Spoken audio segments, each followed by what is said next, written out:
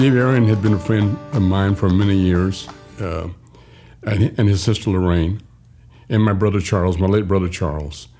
When it was learned that Don Wilson was constructing a new housing development in Torrance, and there was a sign there that said, no Negroes and no Mexicans need apply.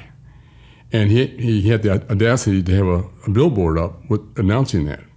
Well, we had been involved in some other nonviolent civil rights demonstrations together.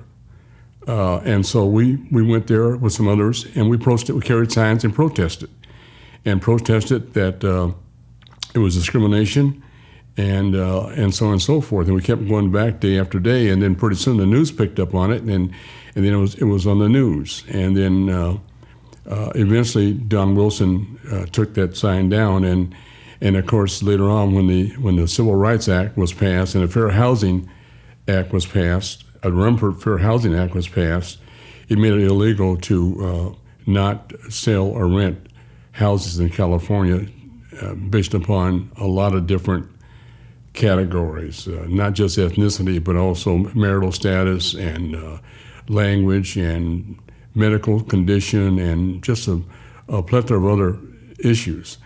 And so, but it was still discriminatory. I mean, they found other ways to undercut that, as many do. Matter of fact, there was a couple of supermarkets here in San Pedro that refused to accept applications from blacks to be cashiers and to be busboys and so on and so forth.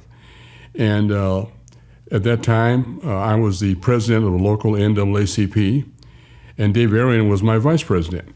And so we had been together for a few years on several things.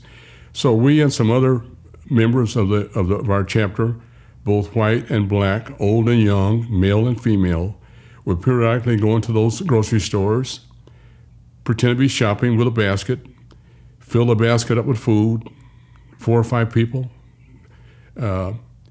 and then leave the basket in the aisle and walk out of the store.